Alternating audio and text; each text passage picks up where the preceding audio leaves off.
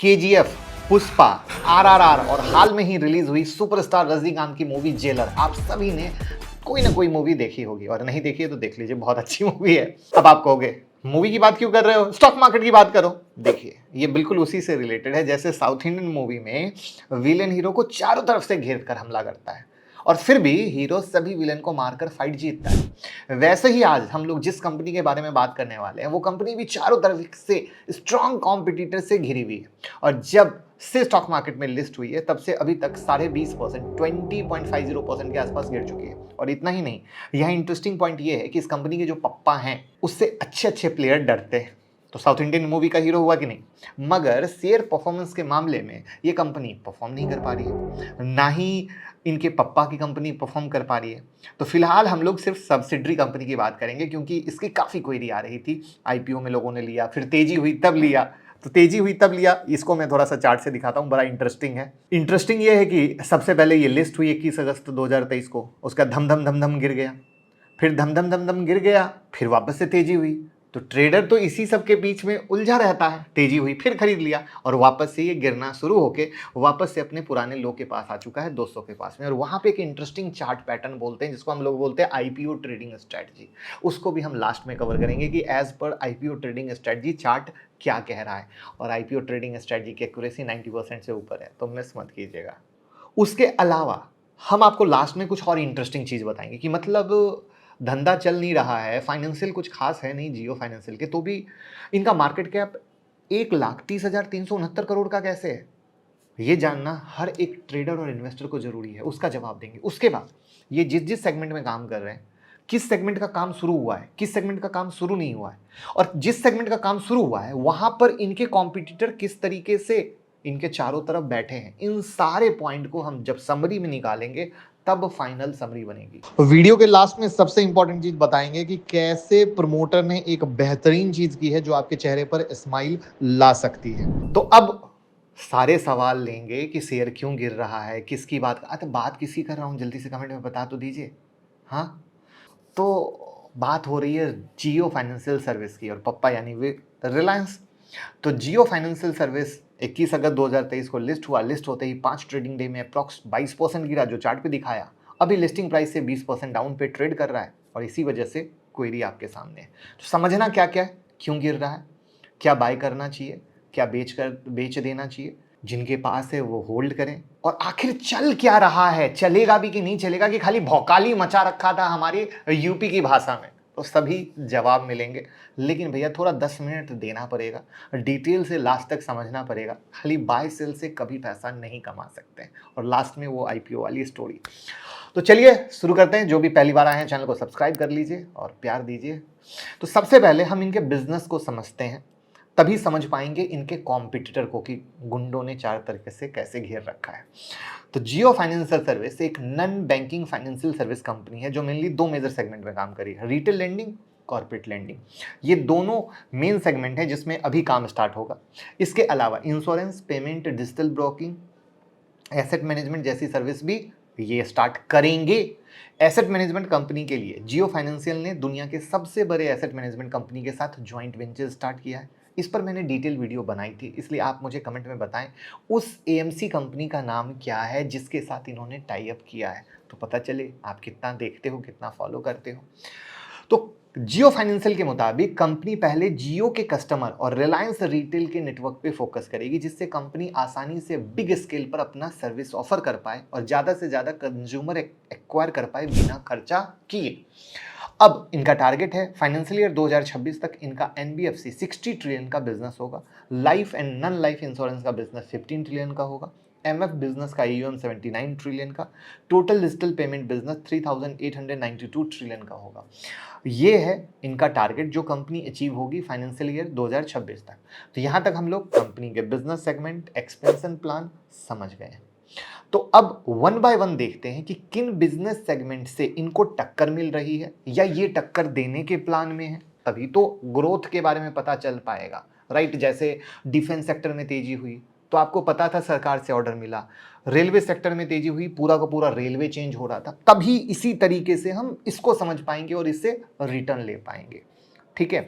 तो कंपनी अपने बिजनेस में D2C अप्रोच फॉलो करने वाली है। इसका क्या मतलब? डायरेक्ट टू कंज्यूमर, मतलब जियो फाइनेंस सर्विस डायरेक्ट कंज्यूमर को अपना फाइनेंशियल प्रोडक्ट पिच करने वाली है। D2C अप्रोच में कंपनी और कंज्यूमर के बीच कोई ब्रोकर ना होने के कारण कंपनी का फाइनेंशियल प्रोडक्ट कॉस्ट इफेक्टिव होगा और कस्टमर से डायरेक्ट इंटरेक्शन के कारण कस्टमर रिव्यू के थ्रू प्रोडक्ट इंप्रूवमेंट भी आसान होगा और कंपनी अपना सारा सर्विस अपने जियो फाइनेंशियल सर्विस के ऐप के थ्रू ऑफर करेगी।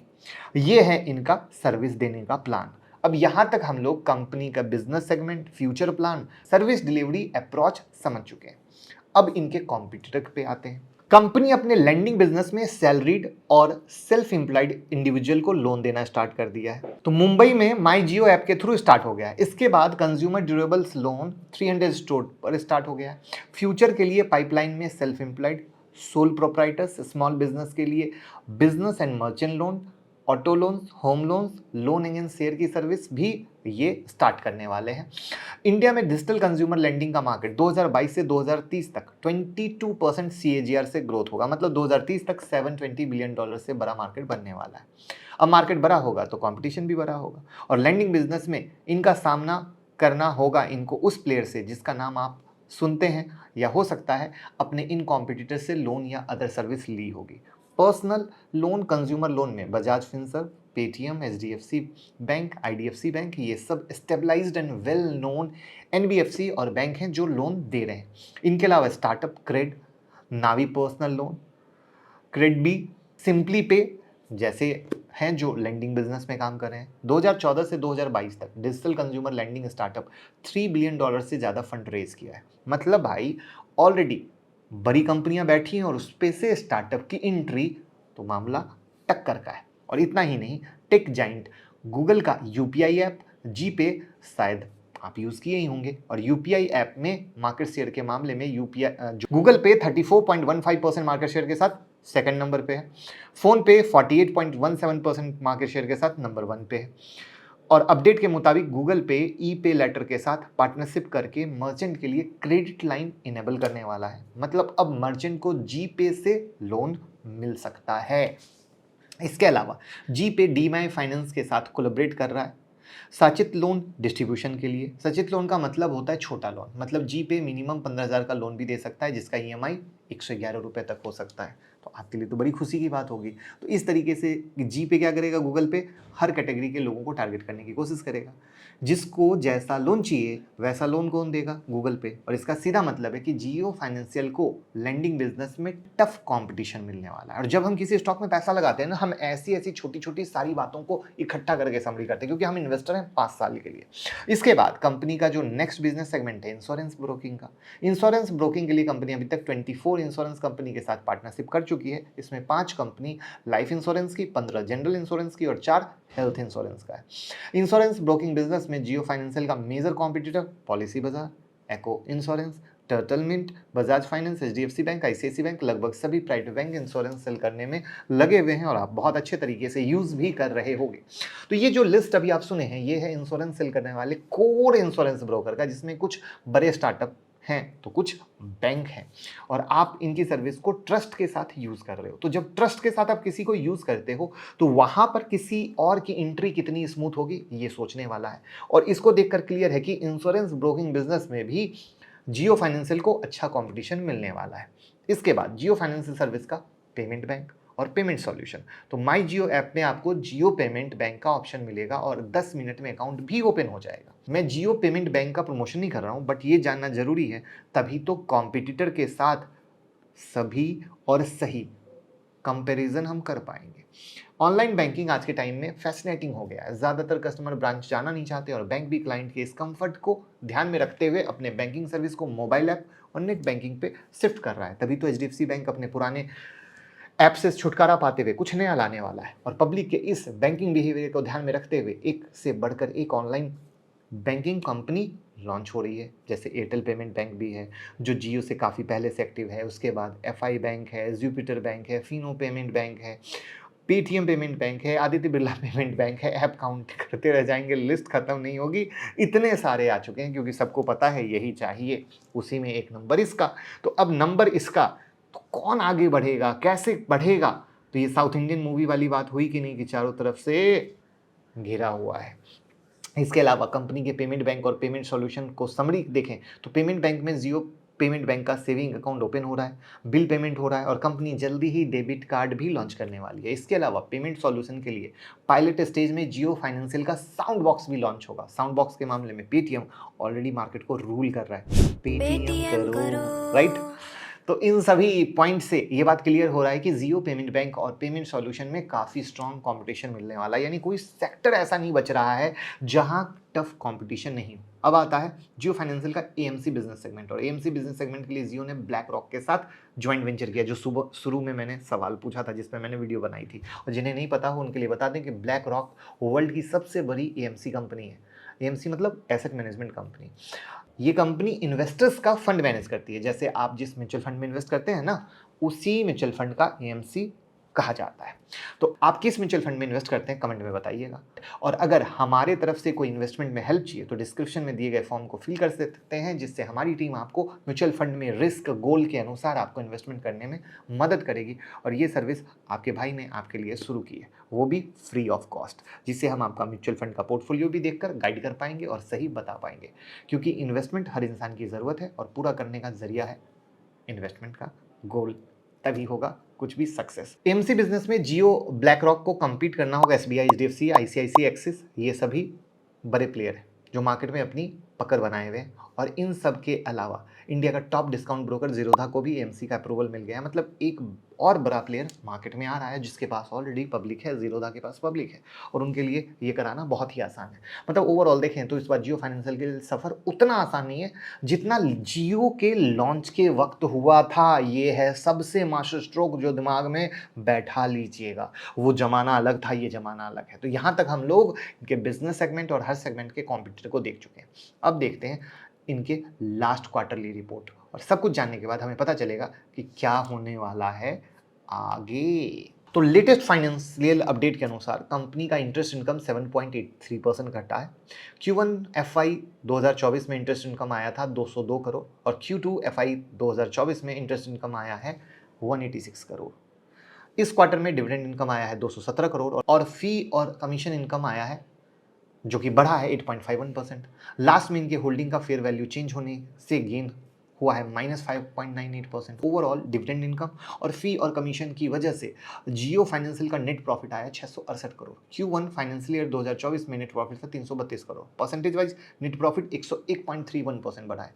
जियो फाइनेंशियल के फाइनेंशियल परफॉर्मेंस को आप देखेंगे तो आपको ध्यान आएगा कि एनबीएफसी कंपनी का मेन सोर्स जो इनकम होना चाहिए, उसके अलावा अदर चीज़ों से कंपनी का नेट प्रॉफिट बढ़ा है, बल्कि इनका नेट प्रॉफिट बढ़ना चाहिए था इंटरेस्ट इनकम, फी, कमीशन के थ्रू, क्योंकि इनका मेन बिजनेस क्या है, लेंडिंग और ब्रोकिंग का। ये सब बहुत मार्केबल चीज़ होती है किसी भी स्टॉक में इन्वेस्टमेंट करने से पहले समझने से। तो उम्मीद है कि यहाँ तक आप बिजनेस, कंपटीशन, फाइनेंशियल समझ गए होंगे और समझ में आ गया होगा कि भैया शेयर परफॉर्म क्यों नहीं कर पा रहा है, जहाँ से इनकम आनी चाहिए वो नहीं चल रही है। प्लस अब जमाना जियो से अलग का है, कंपटीशन बहुत ज़बरदस्त है, मार्केट शेयर बनाना आसान काम नहीं होने वाला है। धूम धड़ाका से आप कुछ भी ले ढोल ताशा कर लो, बट कंपटीशन बहुत साफ है। तो इन्वेस्टर का लूज इंटरेस्ट भी साफ दिखा रहा है कि मार्केट में अदर कंपनी के लिए लोग कॉन्फिडेंस नहीं है, इसलिए जियो फाइनेंशियल के शेयर में कॉन्फिडेंस नहीं दिख पा रहा है और यही वजह है कि शेयर परफॉर्म नहीं कर पा रहा है। एक रीज़न और मुझे लगता है कि कंपनी का अभी टोटल बिजनेस सेगमेंट पूरी तरीके से ऑपरेटिंग नहीं हुआ है, पूरी तरीके से स्टार्ट नहीं हुआ है। ये एक बहुत इंपॉर्टेंट पॉइंट है। तो अब देखना ये होगा कि जब ये जो कंपनी है पूरी तरीके से बिजनेस स्टार्ट करेगा तो इसके फाइनेंशियल कैसे आएंगे। तब तक के लिए रिटेल इन्वेस्टर अगर रिलायंस के लीडरशिप पोजीशन में इन्वेस्ट करना चाहते हैं तो उनकी मर्जी है, क्योंकि लेटेस्ट फाइनेंशियल से तो क्लियर दिख रहा है कि सभी फंड हाउसेस जियो फाइनेंशियल का शेयर सेल कर चुके हैं, जिसकी वजह से जियो फाइनेंशियल में रिटेल होल्डिंग अब क्या हो गई है, बढ़ गई है। यानी भैया बड़े प्लेयर बेच बाच के निकल गए, बचा कौन, रिटेल वाले। पोजीशन किसने बनाई, रिटेल वाले। तो यहाँ तब आपके दिमाग में सवाल आ सकता है, पूरी तरीके से स्टार्ट नहीं हुआ, फाइनेंशियल भी कुछ खास नहीं दिख रहा है, फिर मार्केट कैप 1,30,369 करोड़ का कैसे है, मार्केट कैप के अकॉर्डिंग 3 एनबीएफसी में कैसे आ रहा है। तो इस सवाल का जवाब वैल्यूएशन से नहीं, कंपनी के नेटवर्थ से मिलेगा। बजाज फिनसर्व का नेटवर्थ 46,407 करोड़, बजाज फाइनेंस का नेटवर्थ 59,874 करोड़, जियो फाइनेंशियल का नेटवर्थ 1,15,631 करोड़। मतलब कंपनी के पास 1 लाख करोड़ से ज़्यादा का एसेट ही पूरा पड़ा हुआ है। वैल्यूएशन भी तो 1 लाख के बेसिस पे ही होगा। यही वजह है कि बिजनेस और फाइनेंशियल परफॉर्मेंस कुछ खास ना होते हुए भी कंपनी हाई वैल्यूएशन पे ट्रेड कर रहा है। और अब जब कंपनी अपने सर्विस को फुल फ्लेज स्टार्ट करेगा तो किस वैल्यूएशन पे जाएगा, ये आने वाला वक्त बताएगा। आई बात समझ में? तो सबसे पहले उस आईपीओ स्ट्रेटजी पे तो हम आएंगे, लेकिन प्लीज़ बताएं कैसी लगी एनालिसिस। क्या हमारी मेहनत सफल हुई या कोई सवाल रह गए? तो प्लीज़ कमेंट में बताइए। अब हम देखते हैं वो यूनिक चीज जिसको देखकर आपको आएगा मजा। तो यहां पर देखिए, फाइनेंशियल हमने पूरी तरीके से आपको बता दिया कि जब पूरी तरीके से बिजनेस शुरू करेगा तभी फाइनेंशियल कैसे आएंगे, तभी सारी पिक्चर क्लियर होगी। तब तक रिटेल इन्वेस्टर को अगर रिलायंस के लीडरशिप पोजीशन में इन्वेस्ट करना है तो ये उनकी खुद की मर्जी हो सकती है, क्योंकि लेटेस्ट फाइनेंशियल से ये क्लियर दिख रहा है कि सभी फंड हाउस जियो फाइनेंशियल के शेयर सेल कर रहे हैं, जिसकी वजह से जियो फाइनेंशियल में रिटेल होल्डिंग भी बढ़ गई है। बट गुड न्यूज ये है कि अब प्रमोटर ने 6.1 करोड़ शेयर बाय किया है और इनकी होल्डिंग सितंबर में 45.8% से बढ़कर 46.77% हो गई है और डीआईआई की होल्डिंग 6.27% से घटकर 4.71% हो गई है और एफआईआई की होल्डिंग 26.4% से घटकर 21.58% हो गई है। इसके अलावा एलआईसी के पास भी 6.66% होल्डिंग है जियो फाइनेंशियल का। तो प्रमोटर कभी भी होल्डिंग तभी बढ़ाता है जब उसे कंपनी पे विश्वास होता है, उसके विजन पे विश्वास होता है और उसे खुद लगता है कि उसकी कंपनी के शेयर सस्ते भाव में मिल रहे हैं। तो ये एक लर्निंग होती है जो हमारा काम है आपको सिखाना और बताना। और अब हम आते हैं उस आईपीओ स्ट्रेटजी के बारे में, जहां पर आप ये समझिए कि जैसा कि आप समझ चुके हैं कि जो भी खुल के दिखेगा सारे सेगमेंट को मार्केट में आने के बाद दिखेगा, जब खुल के कंपनी बिजनेस करेगी। लोग अपना माल बेच के निकल चुके हैं, खाली रिटेल वाले माल पकड़ के बैठे हैं, ये भी आपको दिख रहा है। ठीक है, तो अब आपका रिलायंस में विश्वास हो तो आपके लिए, रिलायंस में विश्वास नहीं हो, आप एकदम हार्डकोर इन्वेस्टर हो, नहीं भैया मेरे को तो सब धंधा दिखाओ तब हम आगे बढ़ेंगे, तो आपके लिए। तो यहाँ पर अब आईपीओ स्ट्रेटजी में क्या होता है, जब भी कोई नई कंपनी लिस्ट होती है ना, तो वो 1 मंथ तक जो उसके बीच का हाई लो लगता है वो एक बड़ा क्रूशियल होता है और उसके ऊपर और नीचे क्लोज होने पर एक रेंज बनता है। जैसे देखो, ऊपर का रेंज 267 का, नीचे का रेंज 202 यानी 200 रुपए के करीब का। अब इसका अर्थ क्या है, 210 के पास चल रहा है, यानी एज पर आईपीओ स्ट्रेटजी जो जियो फाइनेंशियल है वो 200 का क्लोज बेस का सपोर्ट है। यानी 200 का जो क्लोज बेस का सपोर्ट है, अगर इसके नीचे एज पर टेक्निकल बंद होता है तो आप और गिरावट देख सकते हैं और इससे जंप देख सकते हैं। तो ये एक आईपीओ की स्ट्रेटजी पर आप पुराने आईपीओ को चेक करोगे और 1 मंथ के जो रेंज बाउंड के बाद जब वो ऊपर की तरफ निकले या नीचे की तरफ निकले तो पैसा बनता है एज पर टेक्निकल स्टडी। तो ये कोई बाय सेल एडवाइस नहीं है, एक लर्निंग है कि कैसे फंडामेंटल देखते हैं, कैसे नया आईपीओ लिस्ट होने के बाद कैसे परफॉर्म करता है, उसको पुराने चार्ट से आप मिला सकते हैं। तो फिर एक डिसीजन लेते हैं, तब आप बनते हैं खुद के बॉस और तब कमाते हैं पैसा। प्यार देते रहिए, शेयर करते रहिए, ऐसे ही यूनिक वीडियो लाते रहेंगे और आपको सिखाते रहेंगे। जय हिंद, जय भारत। अब हर एक आईपीओ चाहे एसएमई का हो या मेन बोर्ड का हो, उसकी हर एक छोटी से छोटी अपडेट आपको हमारी ब्लॉग पर हिंदी और अंग्रेजी दोनों में पढ़ने पे मिलेगी। लिंक डिस्क्रिप्शन में जाइए, लिंक को सेव कर लीजिए, लोगों के साथ भी शेयर कीजिए। बहुत मेहनत से हर एक आईपीओ की सारी अपडेट हम आपके लिए लाते हैं और बहुत कुछ मिलने वाला है।